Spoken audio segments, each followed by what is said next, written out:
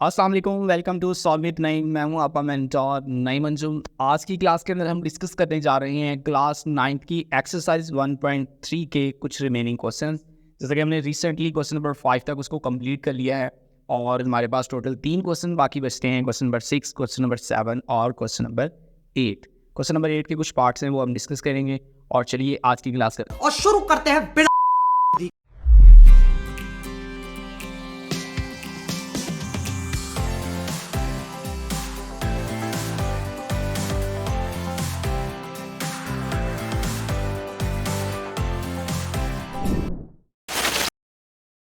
जी। हमारे पास ये question number 6 है और उसमें हमारे पास 2 पार्ट्स दिए गए हैं। एक में हमें कहा गया है कि आपने 3a माइनस 2b ये फाइंड करना है, और दूसरे पार्ट में क्या हमारे पास है कि आपने 2 को मल्टीप्लाई करवाना है a के ट्रांसपोज से और देन माइनस करना है 3 मल्टीप्लाई करवा के b का ट्रांसपोज। ओके जी, तो चलिए पार्ट 1 को हम स्टार्ट करते हैं। 3a minus 2b। अब हम यहाँ पर 3 जैसे सिमिलर है वैसे पुट कर दिया और अब वहाँ पर वैल्यू लिखेंगे हम एक मैट्रिक्स जो में दिया गया है।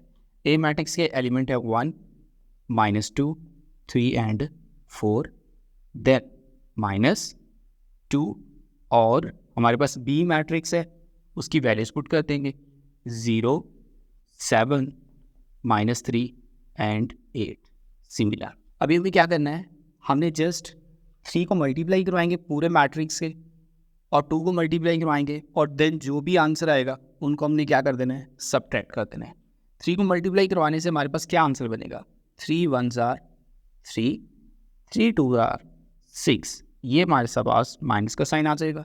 3 3s are 9 and 3 4s are 12। ये हमारे पास बन गया मैट्रिक्स 3a। अभी हम 2 को मल्टीप्लाई करवाएंगे बी मैट्रिक्स के साथ और इसके हर एलिमेंट के साथ हमने मल्टीप्लाई करवाना है।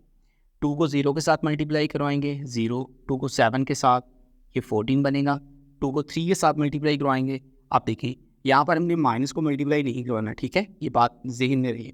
2 को 3 के साथ मल्टीप्लाई करवाएंगे -6 और 2 को 8 के साथ मल्टीप्लाई करवाएंगे तो हमारे पास आ जाएगा 16। जी, अभी हम इनको सबट्रैक्ट करेंगे। अभी साइन जो चेंज होने हैं वो अभी होंगे हमारे पास अगर प्लस माइनस में हुए। 3 -0, ओके, हमने प्लस किया था लास्ट क्वेश्चन में, माइनस किया था, तो ये वही कंसेप्ट हम यूज़ कर रहे हैं। -6 एंड -40, 9 एंड माइनस और माइनस प्लस एंड हमारे पास आ जाएगा 6, सिमिलर 12 -60, ये हमारे पास इसकी सिंप्लीफिकेशन आ गई। अभी आपने जस्ट इसका आंसर ही फाइंड करेंगे। 3 में से 0 सबट्रैक्ट करें, हमारे पास आंसर आ जाएगा 3। 16 में से 14 को माइनस करना है, अब दोनों के साथ माइनस का साइन है तो हम क्या करेंगे, ऐड हो जाएंगे और ये आंसर आ जाएगा -20 एंड देन 9 और 6 इट्स 15 एंड 12 एंड -16 इट्स -4। ये हमारे पास फर्स्ट जो इसका पार्ट था उसका सोल्यूशन आ चुका है।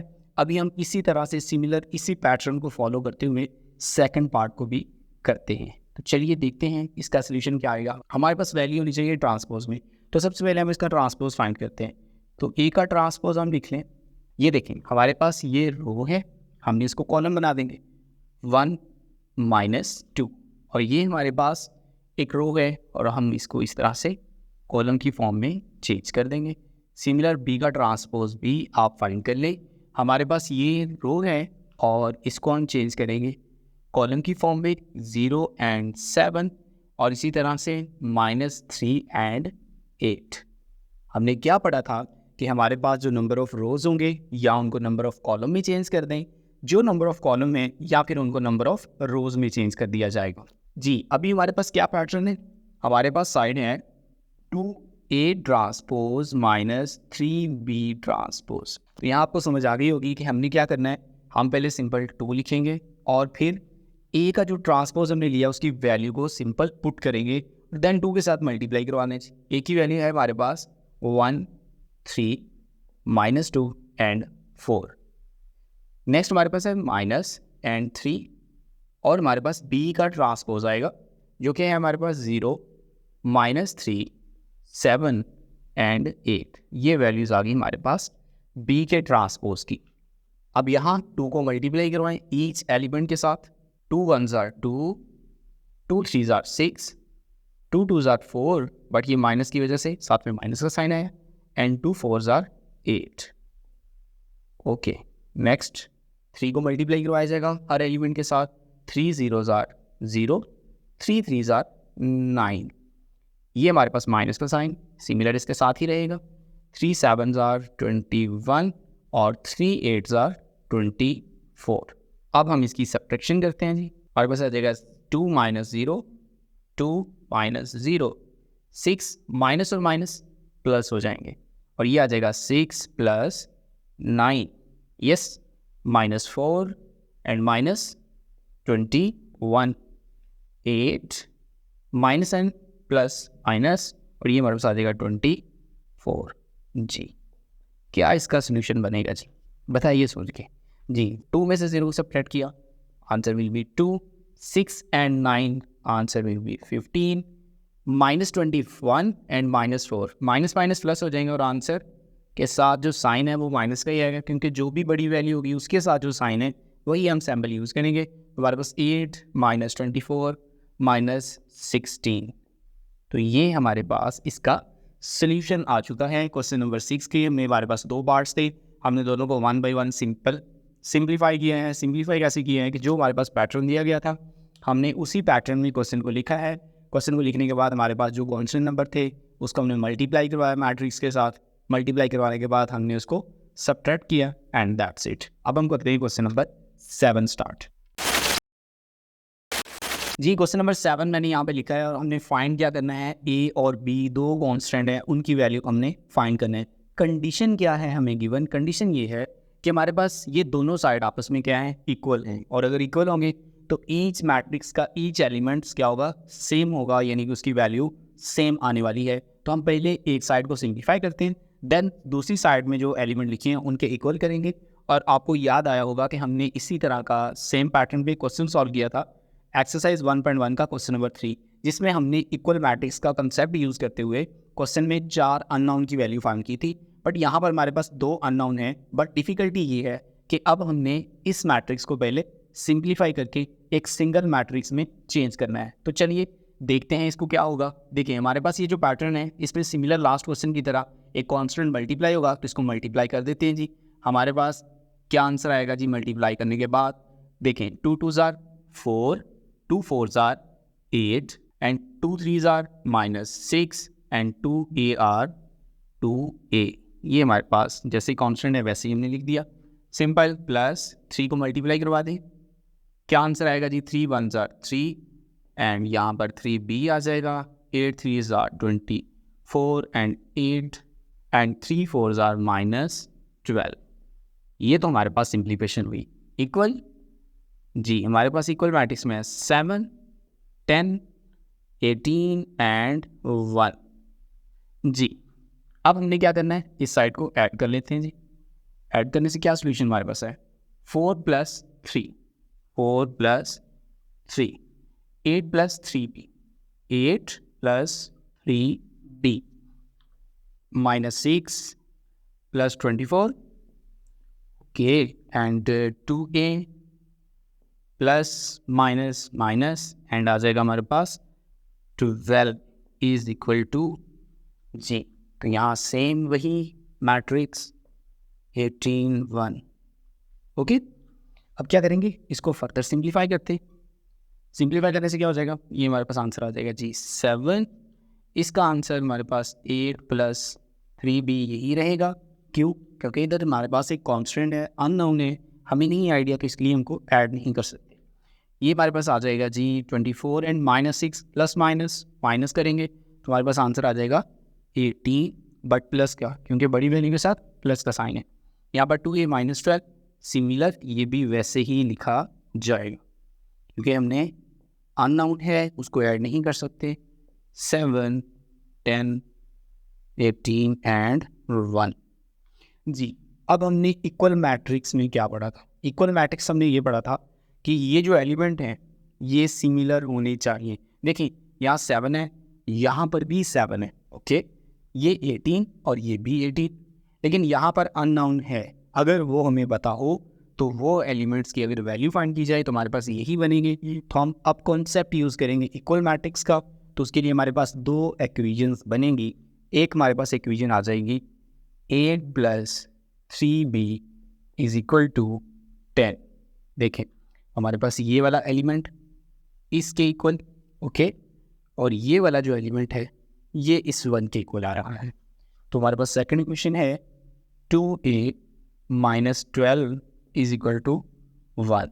This is equation number 1 and this is 2। Simplification है, ओके। इक्वेशन नंबर 1 को अगर हम सिंप्लीफाई करेंगे तो ये हमारे पास 3b = 10। जी, 8 का क्या करना है, साइड चेंज करेंगे। तो यहाँ पर हमारे पास आगे ये माइनस का बनेगा। 3b = 10 - 8, answer will be 2 and b = 3। यहाँ मल्टीप्लाई हो रहा है और साइड चेंज करने के बाद वो डिवीजन फॉर्म में आ जाएगा। तो ये हमारे पास फर्स्ट अननोन b की वैल्यू आ चुकी है। सिंप्लीफाई करेंगे क्वेश्चन नंबर 2 को और a की वैल्यू को फाइंड करेंगे। इधर ही कर लेते हैं सर जी। 2a = 1 - 12, साइड चेंज करने पर प्लस में change, okay. 2a = 13 and a = 13 divided by 2।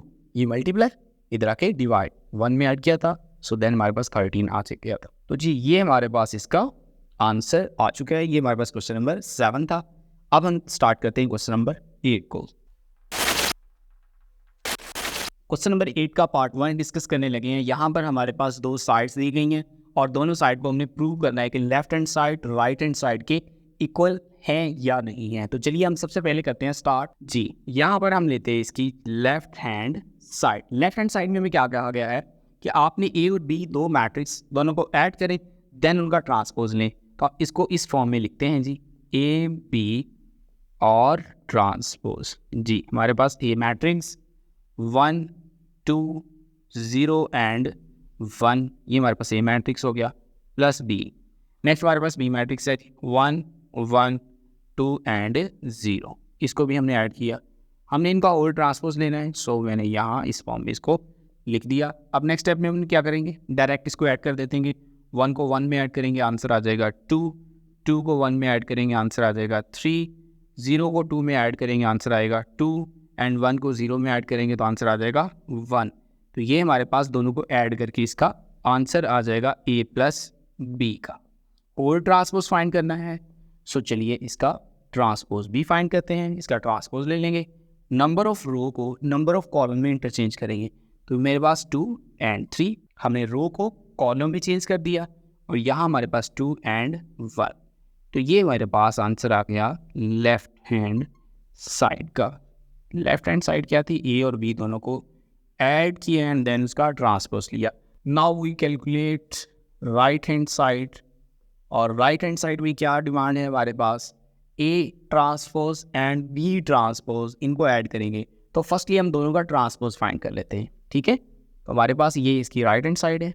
A transpose क्या हो जाएगा हमारे पास जी, ए में हमारे पास वैल्यू है वो 1 एंड 2, ये हमारे पास है नंबर ऑफ रो, और चेंज कर दिया नंबर ऑफ कॉलम में। Similar second number of row को भी सेकंड नंबर ऑफ कॉलम में चेंज कर दिया, ए का ट्रांसपोज आ गया। सिमिलर इसी पैटर्न को फॉलो करते हुए आप बी का ट्रांसपोज फाइंड कीजिए। 1 1 एंड 1 1, वो रो थी और ये कॉलम बन गया, second row and second column. Okay, simple, दोनों को ऐड करेंगे जी। A transpose plus B transpose.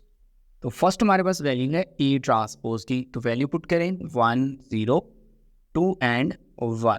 Similar plus and B transpose की वैल्यू वो 1 2 1 0। सिमिलर पोजीशन पे जो एलिमेंट हैं उनको आपस में ऐड कर दिया जाएगा, लाइक 1 और 1 similar position, answer will be 2। 0 and 2 similar position, answer will be 2। 2 and 1 similar position, दोनों को ऐड करेंगे तो answer will be 3 and 1 and 0 तो आंसर विल बी 1। तो ये हमारे पास आ चुकी है इसकी राइट हैंड साइड। अब देखिए right hand side and left hand side, दोनों का आंसर क्या आ रहा है? सेम आ रहा है। हम यहाँ पर कह सकते हैं, ये यहाँ पर मेंशन कर लें, तो हमारे पास ये साइड है। आंसर क्या आ गया जी? सेम आ गया। हम लिखेंगे hence prove that the left hand side is equal to right hand side. Similar pattern को फॉलो करते हुए इसके रिमेनिंग पार्ट भी करेंगे। जो नेक्स्ट पार्ट है वो बिल्कुल इसी की तरह का बिल्कुल सिमिलर है, और इसका लास्ट पार्ट में करता हूँ जिसमें आखिरी जो 4 आपके क्वेश्चन है ना वो क्लियर हो जाएंगे। तो अभी लास्ट पार्ट को देखते हैं।